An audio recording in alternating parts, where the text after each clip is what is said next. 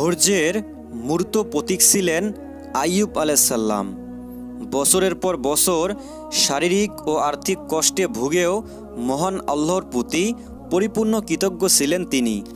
পবিত্র কোরআনে 4টি সূরার 8টি আয়াতে আইয়ুব আলাইহিসসালামের কথা এসেছে, যথা সূরা নিসা আয়াত 163, সূরা আনআম আয়াত 84, সূরা আম্বিয়া আয়াত 83 থেকে 84 এবং সূরা সদ আয়াত 41 থেকে 44। পবিত্র কোরআন থেকে শুধু এতটুকু জানা যায় যে তিনি কোনো দুরারোগ্য রোগে আক্রান্ত হয়ে সবর করে যান এবং অবশেষে আল্লাহর কাছে দোয়া করে রোগ থেকে মুক্তি পান। এই অসুস্থতার দিনগুলোতে তার সন্তান সন্ততি বন্ধু বান্ধব সবাই উদাও হয়ে গিয়েছিল। এরপর আল্লাহ তাআলা তাকে সুস্থতা দান করেন। মহান আল্লাহ তাআলা তাকে সন্তান ও সম্পদ দিয়েছিলেন। অসুস্থতার পাশাপাশি সেগুলোও ছিনিয়ে নেন। কিন্তু তার স্ত্রী ছিলেন অত্যন্ত স্বামী ভক্ত। তিনি সারাক্ষণ তার সেবা করতেন, এমনকি এক পর্যায়ে পরিবারের খরচ মেটাতে তিনি অন্য মানুষের বাসায় কাজ করতেন। অন্যদিকে ধীরে ধীরে রোগ ব্যাধি দুঃখ কষ্ট বাড়তে থাকে আইয়ুব আলাইহিসসালামের। বিপদ যত বাড়ে তিনি তত বেশি আল্লাহকে ডাকতে থাকেন। যেভাবে শীত যত বাড়ে মানুষ তত বেশি শীত বস্ত্র দিয়ে নিজেকে জড়িয়ে রাখে, আল্লাহর জিকির দিয়ে তিনি তার দেহ ও অন্তর তরতাজা রাখেন। বিপদে ধৈর্য ধারণ এবং আল্লাহর পরীক্ষা হাসি মুখে বরণ করে তিনি সবরকারী ও চমৎকার বান্দা খেতাবে ভূষিত হয়েছেন। তার ধৈর্যের পরম পরাকাষ্ঠা দেখে মহান আল্লাহ তাআলা বলেন, আমি তাকে ধৈর্যশীল হিসাবে পেয়েছি। সূরা সদ আয়াত 44। বছরের পর বছর তিনি অসুস্থ শরীর নিয়ে সন্তানহীন, সঙ্গীহীন ও সম্পদহীন হয়ে কোনো এক প্রান্তরে একান্তে অবস্থান করেন আর মহান আল্লাহ তাআলার কাছে দোয়া করতে থাকেন। তার দোয়ার ভাষ্য কোরআনে এভাবে এসেছে, আর স্মরণ করো আইয়ুবকে, যখন সে তার রবকে ডেকেছিল, বলেছিল, আমি তো দুঃখ কষ্টে পড়েছি, দুঃখ কষ্ট আমাকে স্পর্শ করেছে, আর আপনি তো সর্বশ্রেষ্ঠ দয়ালু। সূরা আম্বিয়া আয়াত 83। দোয়ার ধরন অত্যন্ত নমনীয় ও মার্জিত, যথাযথ আদব ও শিষ্টাচারপূর্ণ, নেই অভিযোগ নেই অনুযোগ। কষ্ট আমাকে স্পর্শ করেছে, কঠিন বিপদেও মধুময় আবেদন। আবেদনের ভিতর ভাব আছে, মর্মস্পর্শী আবেগ আছে, আছে কষ্টের কথাও। তবু কোনো আবদার নেই, চাওয়া পাওয়া নেই, শুধু এ কথা বলে থেমে যাচ্ছেন, আপনি তো সর্বশ্রেষ্ঠ দয়ালু। আল্লাহর বিরুদ্ধে কোনো নালিশ নেই, কোনো জিনিসের দাবি নেই। তাতেই খুশি হয়ে মহান আল্লাহ তাআলা তার দোয়া কবুল করেন। তার দোয়া কবুল করে আল্লাহ তাআলা বলেন, আমি তার ডাকে সাড়া দিলাম আর তার যত দুঃখ কষ্ট ছিল তা দূর করে দিলাম এবং তার পরিবার পরিজন তাকে দিয়ে দিলাম। তাদের সঙ্গে তাদের মতো আরও দিলাম আমার পক্ষ থেকে রহমত এবং ইবাদতকারীদের জন্য উপদেশ স্বরূপ। সূরা আম্বিয়া আয়াত 84।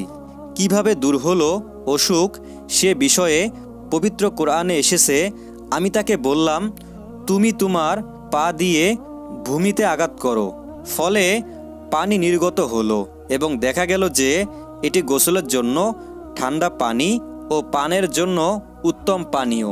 সূরা সদ আয়াত 42। এটি ছিল অলৌকিক ঝর্ণা। ইতিপূর্বে শিশু ইসমাইল আলাইহিসসালামের ক্ষেত্রে এমনটা ঘটেছে। তার পদাঘাতে জমজম কূপ তৈরি হয়েছিল। এটা নবীদের মোজেজা, এটা নবীদের বরকত। নবী রাসূলদের পদতলে মহান আল্লাহ তাআলা বরকত ঢেলে দেন। সেই বরকত থেকে সিক্ত হয় প্রকৃতি ও পৃথিবী। এই বরকতের পানি দিয়ে আইয়ুব আলাইহিস সালাম গোসল করেন। তিনি সুস্থ হয়ে যান, একে একে সম্পদ ফিরে পান এবং সন্তান লাভ করেন। আইয়ুব আলাইহিস সালাম তার প্রাকৃতিক কাজ সারতে বের হতেন। কাজ সারার পর তার স্ত্রী তার হাত ধরে নিয়ে আসতেন। একদিন তিনি প্রাকৃতিক কাজ সারার পর স্ত্রীর কাছে ফিরতে দেরি করছিলেন। আগমনে দেরি দেখে স্ত্রী এগিয়ে যান। তৎক্ষণে অলৌকিক ঝর্ণায় গোসল করে আইয়ুব আলাইহিস সালাম সম্পূর্ণ সুস্থ ও সুন্দর হয়ে যান। তার স্ত্রী তাকে দেখে বলেন, হে মানুষ, আল্লাহ আপনার উপর বরকত দিন। আপনি কি ওই অসুস্থ আল্লাহর নবীকে দেখেছেন? আল্লাহর শপথ, যখন তিনি সুস্থ ছিলেন তখন তিনি দেখতে আপনার মতো ছিলেন। তখন আইয়ুব আলাইহিস সালাম বলেন, আমি সেই ব্যক্তি। এভাবে তিনি সুস্থ হন। আইয়ুব আলাইহিস সালামের দুটি উঠান ছিল, একটি গম শুকানোর, অন্যটি জব শুকানোর। মহান আল্লাহ তাআলা সে দুটির উপর 2 খণ্ড মেঘ পাঠালেন। এক খণ্ড মেঘ সে গমের উঠানে এমনভাবে স্বর্ণ ফেলল যে সেটি পূর্ণ হয়ে গেল।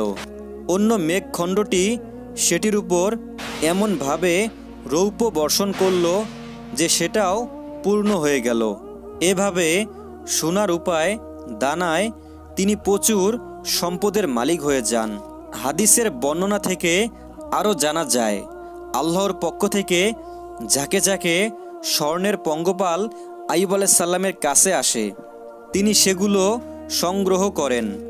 রাসূল সাল্লাল্লাহু আলাইহি সাল্লাম বলেন, একবার আইয়ুব আলাইহিস সালাম কাপড় খুলে অর্থাৎ বাথরুম ছাড়াই খোলা স্থানে গোসল করছিলেন।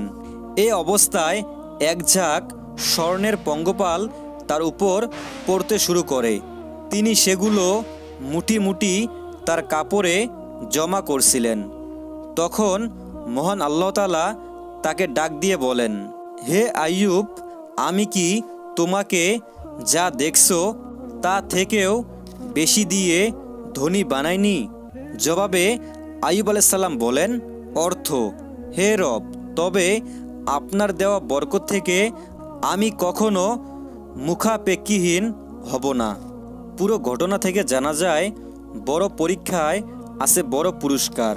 সম্পদ ও সন্তান হারিয়ে কঠিন অসুস্থ হয়েও জিকির, ইবাদত ও আমল থেকে বিচ্যুত হননি আইয়ুব আলাইহিস সালাম। আল্লাহর রহমত থেকে নিরাশ হননি। মার্জিত ভাষায় অভিযোগহীন, বিরামহীন তিনি দোয়া করেন। মহান আল্লাহ তাআলা তার দোয়া কবুল করেন। সবরের ফল দুনিয়ায় দিয়ে দেন। সুস্থতা, সম্পদ ও সন্তান সব কিছু ফিরিয়ে দেন। মুমিনদের জন্য এ ঘটনায় আছে বিশেষ বার্তা।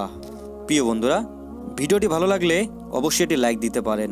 আর এরকম ইসলামিক নিত্য নতুন ভিডিও পেতে আমাদের এই ছোট্ট চ্যানেলটি সাবস্ক্রাইব করে রাখতে পারেন, যাতে করে নিত্য নতুন ভিডিও ছাড়ার সঙ্গে সঙ্গেই আপনার কাছে পৌঁছাতে পারে ইনশাআল্লাহ।